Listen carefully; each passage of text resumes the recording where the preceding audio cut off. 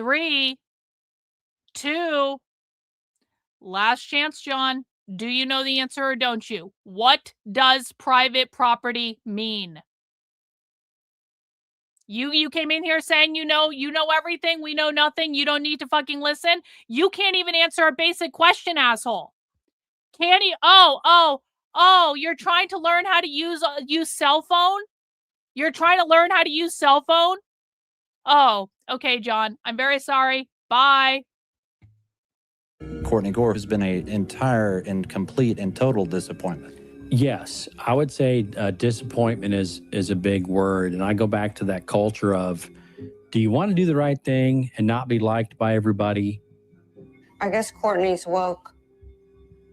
She woke. Courtney's woke? I guess she's woke now, is what they're saying. Courtney? Yes. You can't say there's not porn in schools because there is. I knew I was going to get backlash, but I never thought it was going to rise to the level that it did. There was a June meeting where a gentleman, it was actually his grandfather, came with a firearm. Yeah, I've got something for you too. You just wait. I don't play with the rules anymore. I haven't played with the rules since Vietnam. And I'm not going to start now. We have okay, I'll make sure I look into sheets that, Jason. Thank you. on Courtney Gore, which is not here. Profile sheets. We know what you do. We know where you live.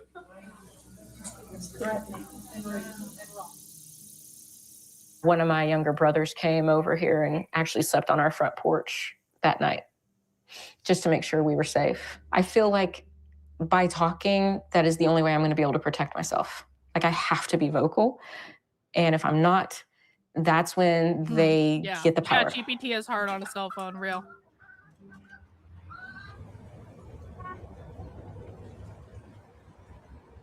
Last day in Granbury. We're very excited to be leaving. This is a place Mindy and I both grew up in, came back to raise our kids in. I ran the baseball and softball association. I served on the school board, and this place changed. People more willing to impose their religion on others, discriminate against others. We've been fighting for years. The book ban is the latest piece. I have a proven conservative record, always considered one of the top conservatives in the House. Before the Krauss list, there had been 0 parent requests to review books, not even 1. So why are we doing this? My Texas House rep, while I was serving on the school board, the first time he got elected, we met with him as a school board and said, here's the things we care about in public education. We'd love your support. He told us, yes, absolutely. And when it came time to vote, he voted exactly the opposite. I couldn't understand why. You told us you were going to support our schools, and then you voted against them every time, and honestly started to badmouth our schools. And that's truly what made me start digging into money. 60%, 70% of his money was coming from one source, which was a billionaire out in Cisco, Texas. A male on male or a female on female is against nature. So this lifestyle is a predatory lifestyle in that they need your children, and straight people having kids to fulfill their sexual habits. They want your children.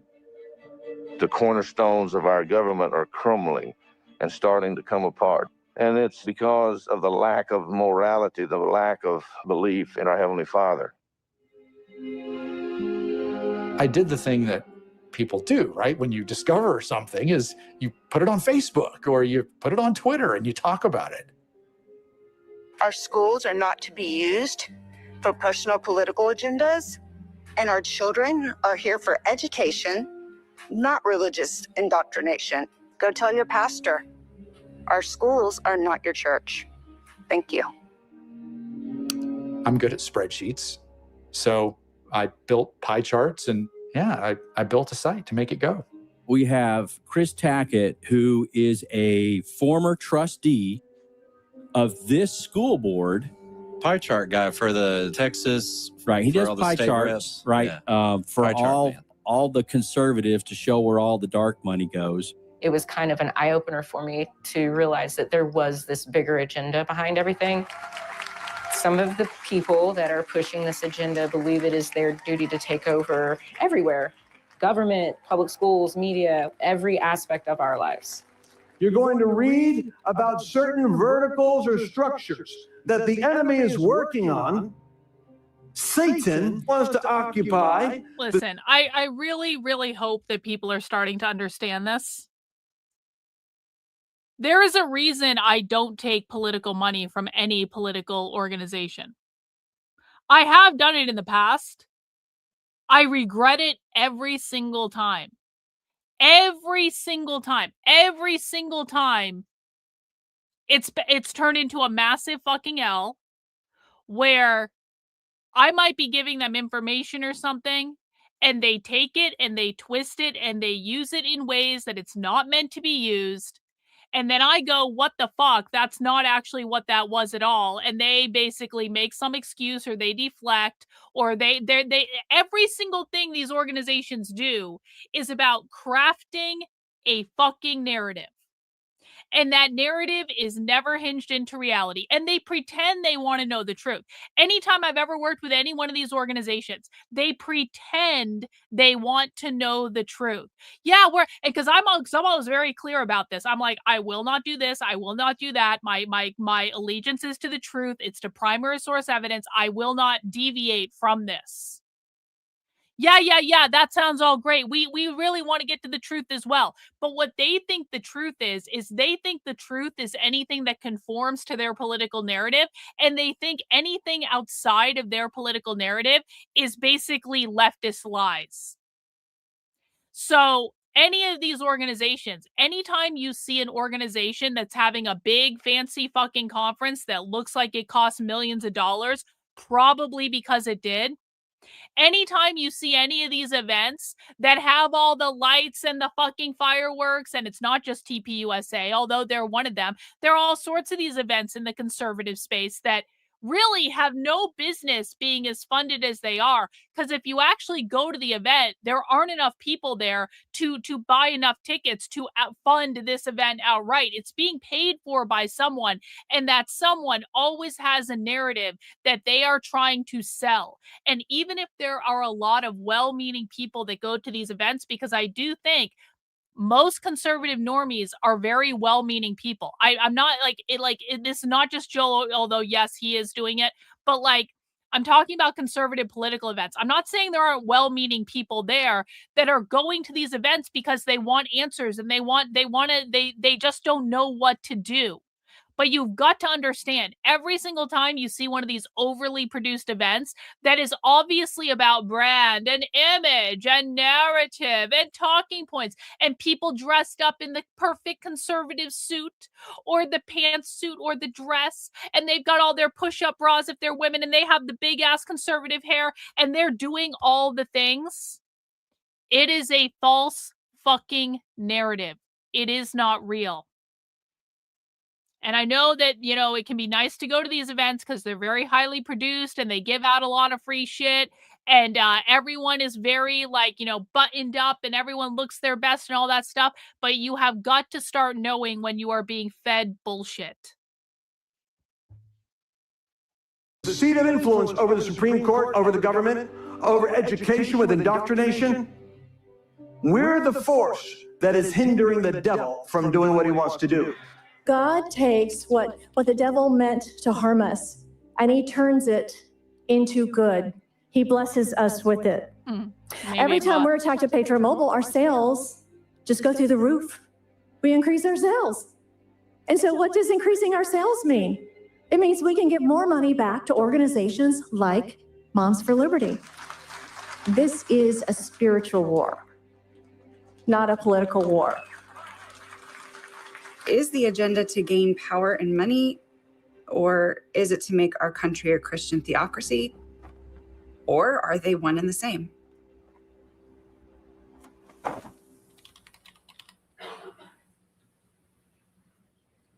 Thank you for having me, all of you. I moved to Granbury in 2020, and The word I have on my heart is repentance. Not all of us had a hand in what's happened here, though we are the ones who are present to solve the issues. The last book I read was 600 plus pages, and it was a whipping for poor quality, number one, but also sexual content. And I'm sorry to point fingers, but we have librarians who are misunderstanding what is healthy and good for children. I think you ought to have people of good moral standards, people in the community that maybe even are voted on, pastors like Paul Duncan. He would never steer you wrong, and he'll put you in a safety zone with your books. You don't have to have. Kate, you're talking about the special emoji with the Kate furrowed brow. Kate is a DEI whiteness trainer that came out of the University of New Hampshire, and then she grew to national prominence, and this was back in 2020. What the fuck is Kate's last name? What the fuck is Kate's last name? Anyway, I used to follow Kate around the internet, and Kate Slater. Thank you, Kate Slater. I knew it was something like that. Kate Slater. Kate Slater was a whiteness trainer that came out of the University of New Hampshire, which is where I found her. She got a PhD from the University of New Hampshire, and then she started saying all this crazy shit all over the internet, like white people can't be, like you can't be racist against white people and all this bullshit. And I used to follow Kate around and like watch all her trainings, and we would laugh at her and make fun of her. And then I accidentally got Kate Slater in the Daily Mail. You guys may remember Kate Slater. Hang on. Where the fuck is it? Daily Mail. She was in the Daily Mail. I don't know if I can find it. Anyway, she got I posted a bunch of crazy shit that Kate Slater got like said online, and then it went viral on the internet, and then Kate was featured in like the homepage of the Daily Mail for being a fucking crazy leftist. And so we always use Kate Slater as just like a model of like, you know, leftist angst and stuff like that. Also, Kate Slater later, years after the fact, because Matt Walsh, per usual, is years behind me. Matt Walsh is like trying to catch up with me all the time. Matt Walsh has stolen my work before and claimed it was his. Matt Walsh thinks he knows everything about everything when in fact he's actually 1 to 2 years behind me at any given time. Matt Walsh actually featured Kate Slater in his movie, What is a Woman? Or what? Not the What is a Woman one, the racist one. Am I a racist? Sorry, strike that, reverse it. She was in the racist one. And so, you know, congrats to conservatives again for finding Kate Slater literally 2 years after I started, maybe even 3 years after I started talking about Kate Slater originally. And the reason we have the Kate Slater furrowed brow is she was one of the first kind of like leftists that we were following all over the internet, just making fun of all the time. That's the lore. Yep, Matt Walsh still behind me, literally years behind me, per usual. These ultra controversial books in your library. Hey, TikTok, I got a wild one for you. In 2018, no, I we're never received doing this that. text No, from that's my never gonna mom after happen. coming Really. out and was effectively cut off from my family and 8 younger siblings. I came across this video showing my mom speaking at a school board meeting in Texas, calling for the district to remove books, repent, and appoint a pastor to review and approve educational material. She even filed charges against librarians in Granbury, Texas. Literally, you have thousands of books. So what harm is it to All let go of good, some all of them? good. That's a fun story to And that's tell. all I have to say. Thank you, Ms. Brown.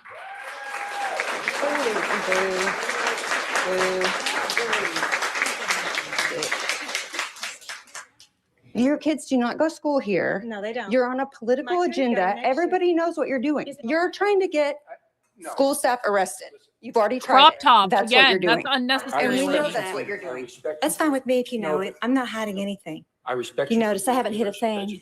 I truly I'm not hiding anything, and I do have a problem with sexually explicit books in the library. I'm sure you do. And expose You're fraud. trying to arrest librarians. I have nothing to say Librarians to who you. expose children. You're trying to. This is literally this fight. Oh, God damn. Every single time a conservative is like doing one of these things with their phone, it's like they look and act like a fucking robot. I cannot stand it when conservatives do this shit. To arrest librarians. Are you understanding the concept? You're trying to arrest librarians. I do not understand. You're a A fascist. librarian? You're a fascist. There you go. Fascist. Sexually explicit. Fascist. Fascist. It's literally just to get clickbait content to go viral on the internet. That's all it is. So dumb. I moved here to San Diego. I got a bunch That's of a Karen prints. fight. They both My suck. siblings from They a few literally years both back. suck. One of the last times I got to see them. And my partner here, his name's Andrew. Growing up, none of my siblings, there's 9 of us total, none of us have stepped foot in a public school.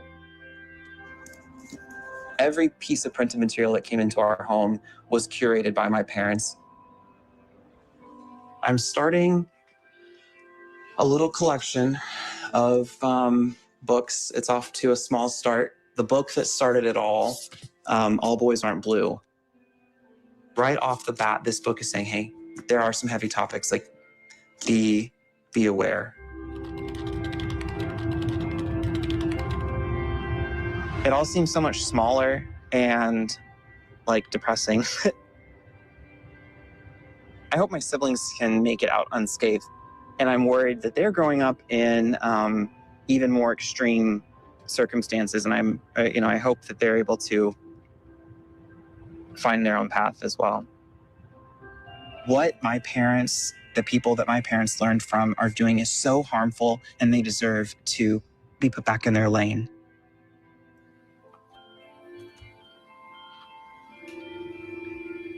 Hello, everyone. My name is Weston Brown. I was born and raised in... How is it possible that all these conservatives are raising leftist children? I was assured that this never happens. Texas, and I'm grateful for the opportunity to speak here tonight. A few months ago, I saw my mom, Monica Brown, standing at this podium calling for the removal of books and asking the school to follow the guidance. I was assured that this is fiction and it never happened. Here we go.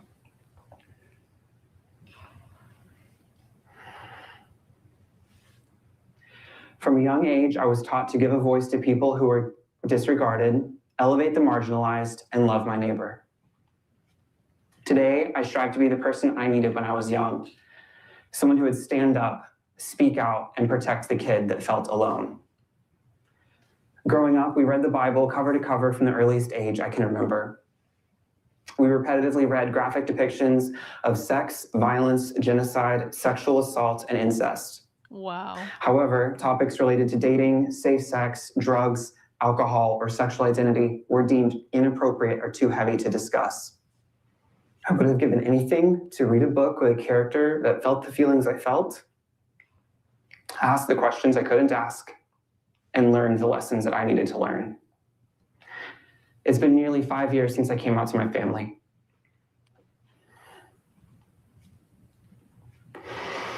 I'm not allowed to join in family celebrations or holidays, or be a part of my 8 younger siblings' lives, solely because I'm not straight.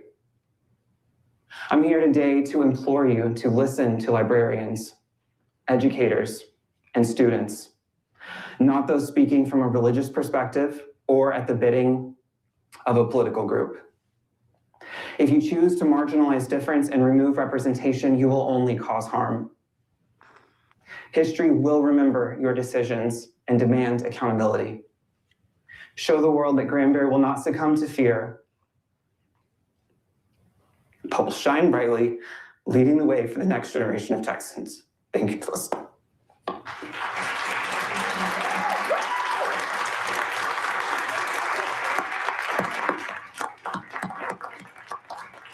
Next up, we have Monica.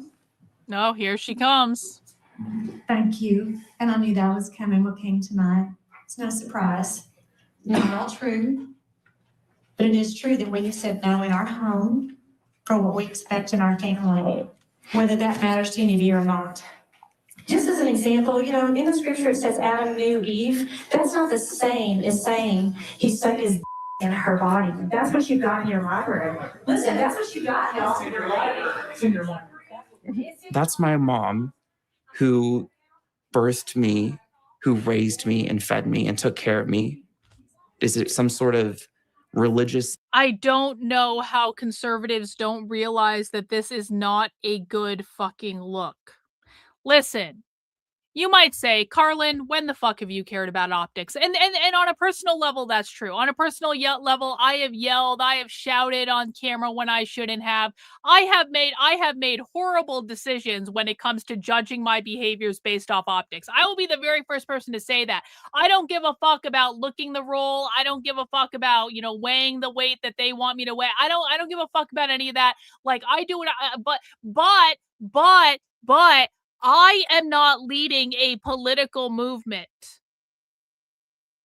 I am not leading a political movement for a reason. I teach people on the internet. I have an educational offering that I give to people. And if they want to partake of it and they want to deal with my idiosyncrasies and they want to deal with my tone that might sometimes be aggressive, they can stay. And if they don't want to deal with it, they can go. I'm not trying to lead a fucking political movement.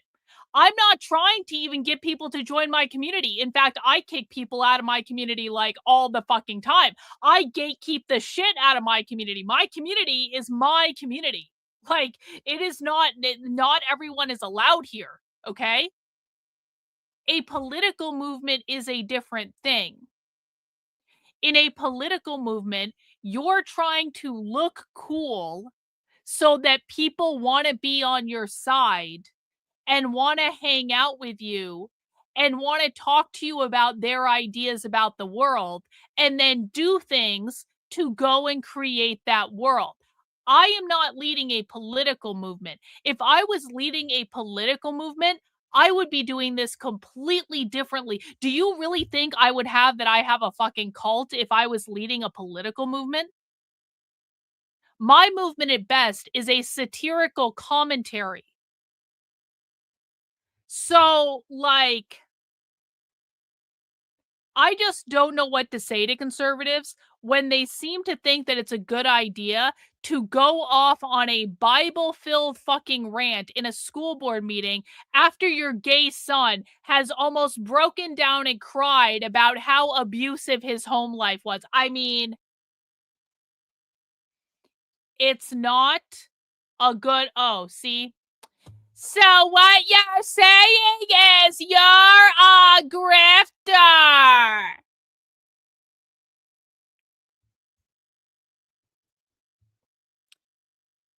One in the chat for deport, 2 in the chat for he can stay.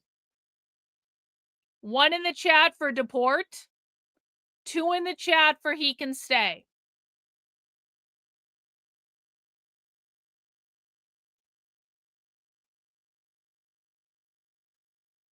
Yep. Very sorry. Very sorry. Everyone wants you banned. Very, very sorry, bro. Everyone wants you banned. Literally everyone wants you banned, and now you're banned. Goodbye. Thanks for being a member of the channel for 24 months, Dragontail. Crazy KVJ, Karen vibes. Holding the phone while being patronizing. Bless your heart. Phoniness while ignoring your hurting kids who's seeking acceptance. Yeah, it's exactly right. That's exactly right. Her son obviously just wants to be accepted by his parents. And mother, instead of actually just having a private conversation with son about it and maybe, getting the fuck over the fact that he's gay, maybe the mother could have handled it privately like a fucking Christian instead of doing this thing where she acts like a fucking righteous fucking bitch at a school board meeting on video camera. So dumb. So fucking dumb. So dumb. That's what you got in your library. Listen, that's what you got in your library. It's in your library. That's my mom who birthed me, who raised me and fed me and took care of me. Is it some sort of religious psychosis? Years of messaging from extremist pastors and political leaders? Because when I look at my mom, I see someone who absolutely believes what she's saying. And I see someone who looks scared.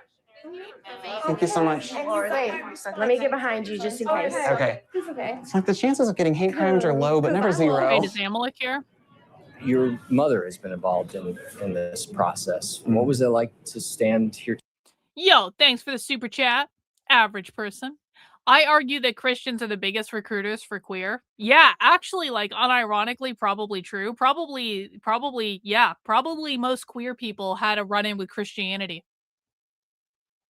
Tonight, knowing she's here as well. You know, in my mind, it's interesting. It wasn't what was top of mind for me. I don't have a message for my family or for my mom or my dad specifically. I've brought and said everything that I have to say to them in many conversations, many times over. And so my perspective tonight isn't to try to reach through to my parents.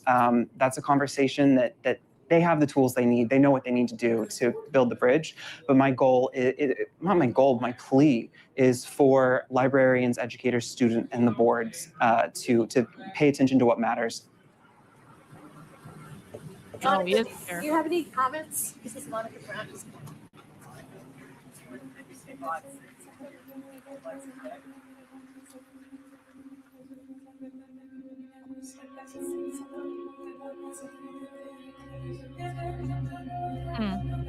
I think as librarians, we recognize that we're on a continuum, but the swing between these polarizing. How much do you want to bet there's going to be a dramatic reveal at the end of this documentary about who this librarian is that's been in the shadows the whole time? They had to cover up this person's identity when they were in the shadows for the entire documentary, and then they reveal their identity at the very end just to show how brave they are in standing up to power. Views are having catastrophic effects on our social structures and our communities. We are on the precipice of some very, very bad things happening in this country. I just hope and pray that people are waking up. It's gone way beyond the Krauss list, honey. Way beyond the Krauss list. We are going to take back our schools. This is what I will do to the growing books when I become Secretary of State. More conservative friends. Being offended is the basis for House Bill 666. They feel that this legislation could be used to threaten schools, to remove books, or face arrest just because someone does not like a book. I think that there's going to come a time in some of these books where it crosses a criminal line. It's called contributing to the delinquency of a minor. Oh my God. Oh my God, these fucking people.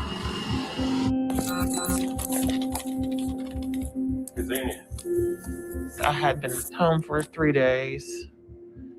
And in that last day, I had people calling me left and right. Are you okay? What's going on?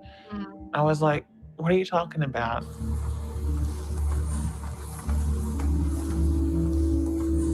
A Hood County constable attempted to bring felony charges against 3 librarians for providing students with library books the constable deemed obscene. Now, I'm not one of those crazy overthrow the government anarchist types. But it is a legitimate question to ask.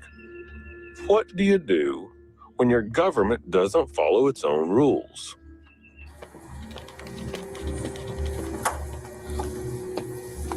How does a sheriff arrest someone for violating your constitutional rights?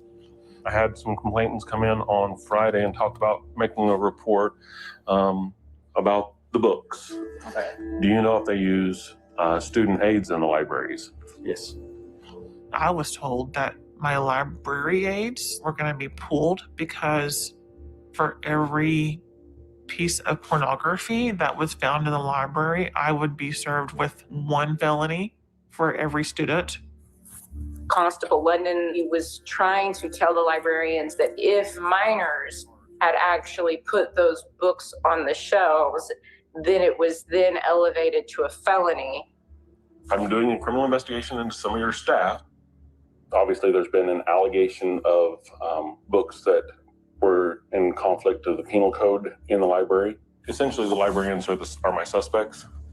If they're the ones that are choosing books and putting them in there, you know, they're the ones that are carrying the criminal liability.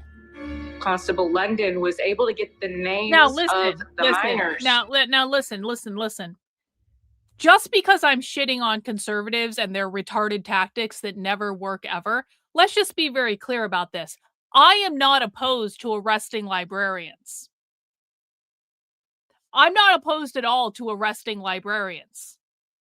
if librarians are putting this far left shit in the library, if librarians are overtly feeding this shit to students, if librarians are using public resources to try to overthrow the government, if librarians are housing massive libraries of leftist propaganda known as zines to continue to spread that propaganda, if librarians are not evenly distributing the resources that they're given by the taxpayer to all different ideological belief systems, and I mean that, and by that I mean they need to put Mein Kampf in the fucking library because it's a book that is worthy of being read and considered. Obviously, it's the most evil thing that's ever been written, but it is a book that is, historically relevant. So maybe that should be in the fucking library too.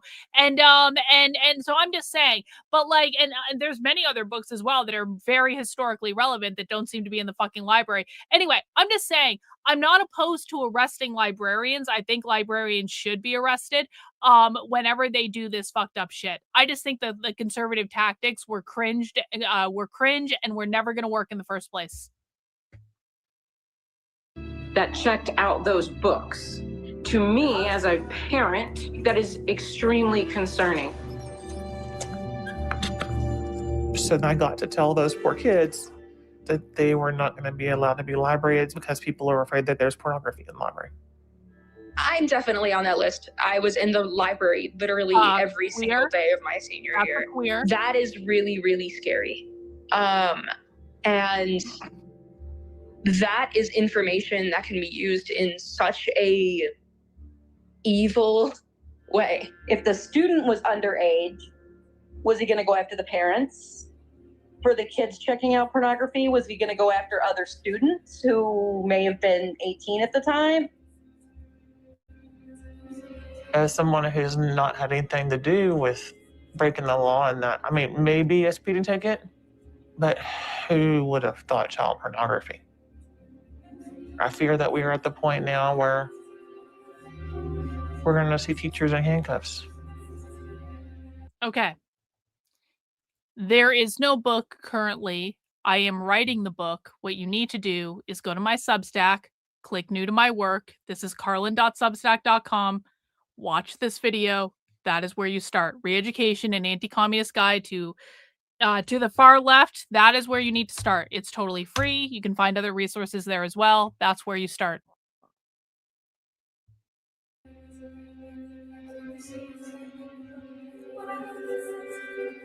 There are forces that want to manipulate and to control the dissemination of information. Some of us feel that depth of responsibility to help our communities navigate. That's why we're here. Librarians are the firewall.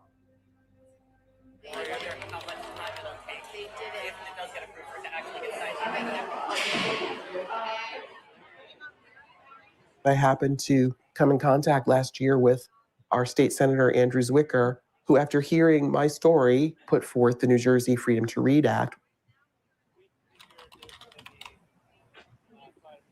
I went down to Trenton to testify in front of the Education Committee in favor of the bill. There is a proposed committee substitute which establishes requirements for library material in public school libraries and establishes protections for school library staff members and librarians.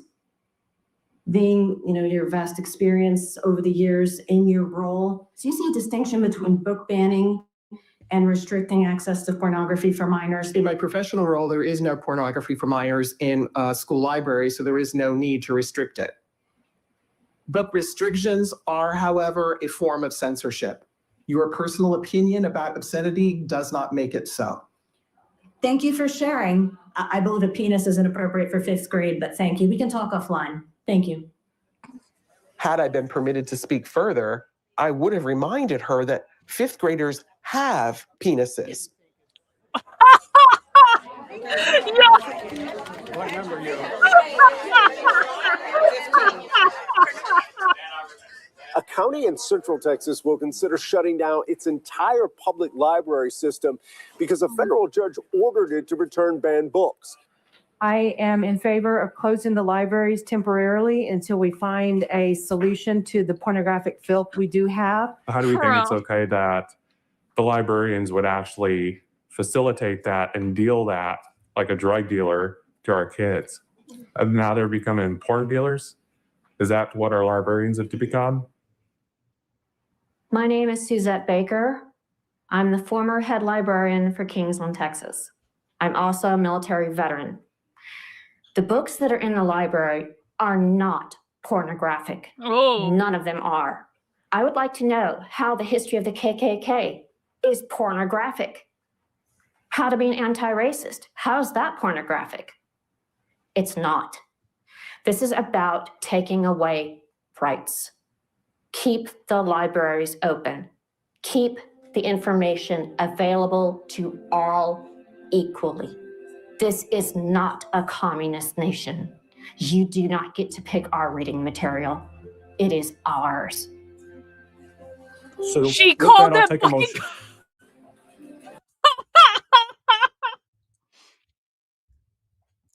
That leftist fucking librarian called them all communists for wanting to close the libraries and banning the books.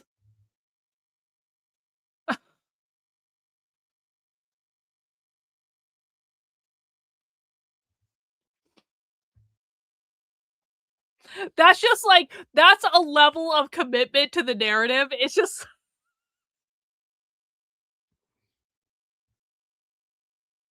I'll make a motion on agenda item number 1 to remove the agenda item. I'll second. The library will remain open. We will try this in the courts, You not can't through make it social up, media yeah. or through news media. Libraries in Atlanta will stay open after a passion-filled afternoon. It's good to know we're not alone. That was actually hilarious. That was actually funny.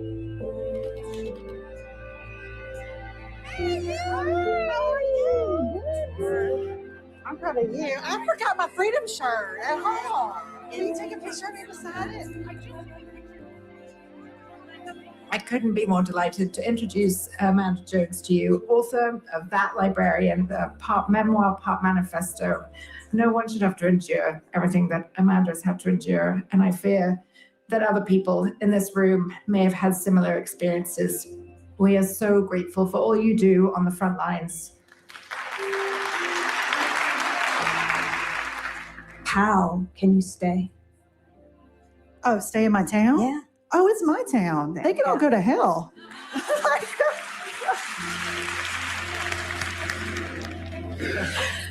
You my hero. You know that, right?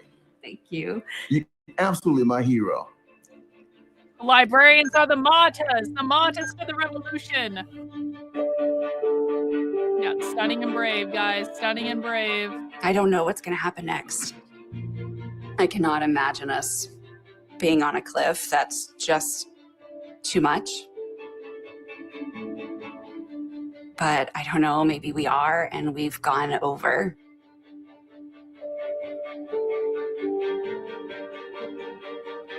Our stories have power. I can't stay anonymous. There I it can't is. stay in the There shadows it is. anymore. There it is. What did I say? What did I say was gonna fucking happen? There was gonna be a big reveal of the librarian in the shadows at the end because she has to speak her mind and stand up to power. You can't have an end of a movie without a big reveal of the mystery librarian that's been narrating from the shadows the entire time. Are you fucking serious? It's like I'm a psychic. Everyone say I was right. Pay up, you assholes. That was so great. On over. Yeah, she's the captain now. Our stories have power. I can't stay anonymous. I can't stay in the shadows anymore.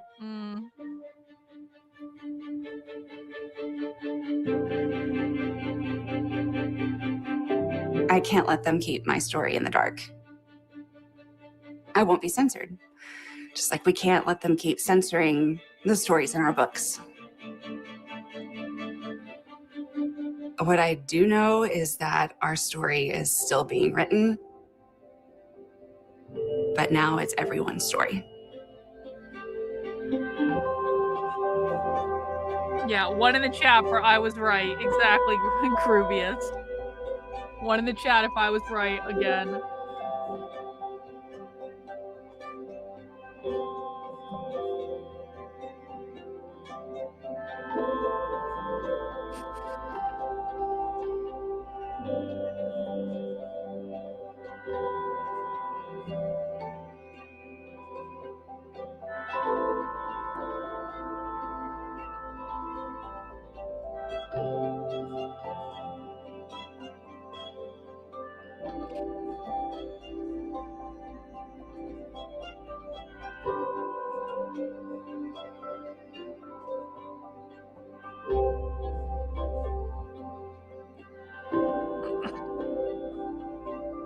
That's it. That's it.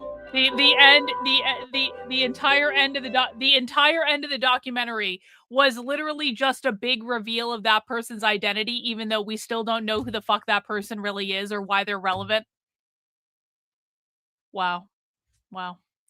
All right. Well, you just watched the taxpayer-funded, PBS-produced Banned Books and the Librarians Caught in the Political Battle documentary. This documentary came out about a week and a half ago, and it was a giant piece of leftist propaganda in which conservatives looked really fucking cringe. And I gotta tell you guys, I was fully expecting to call out leftist bullshit in this documentary. What I wasn't expecting was the stroll down memory lane.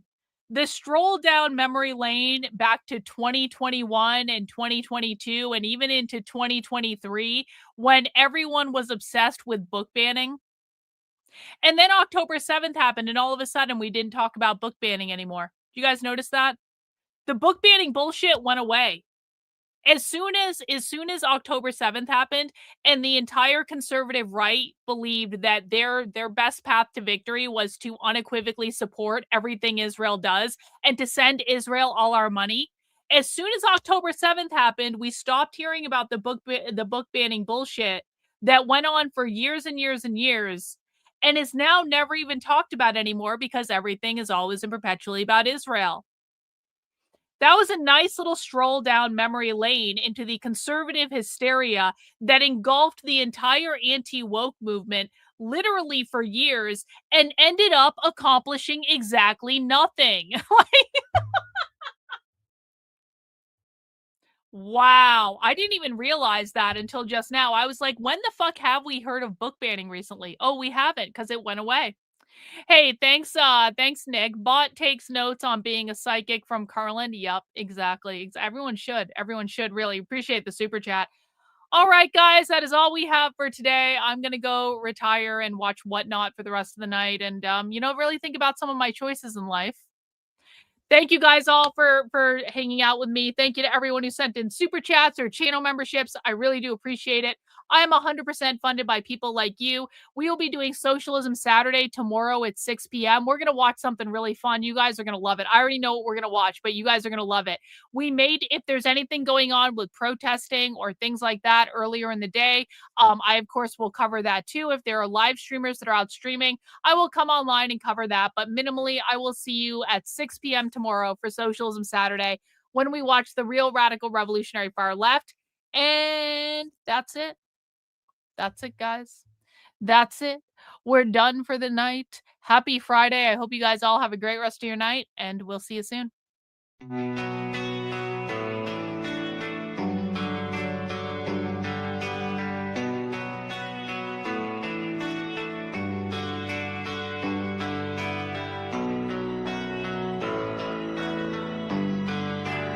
How are you feeling? How long have you been here? 3 months, May 17th. And what brought you? That's difficult to answer.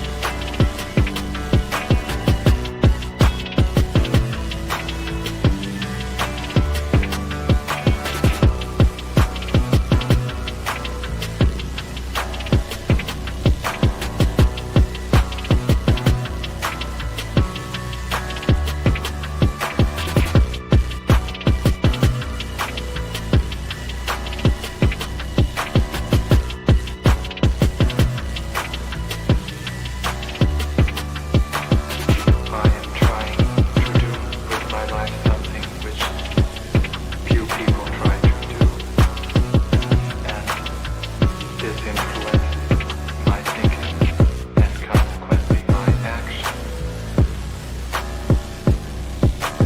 What is it you're trying to do with your life? Play the piano for people. I'm not clear. How is it that playing the piano for people has eventually resulted in your being here in the hospital?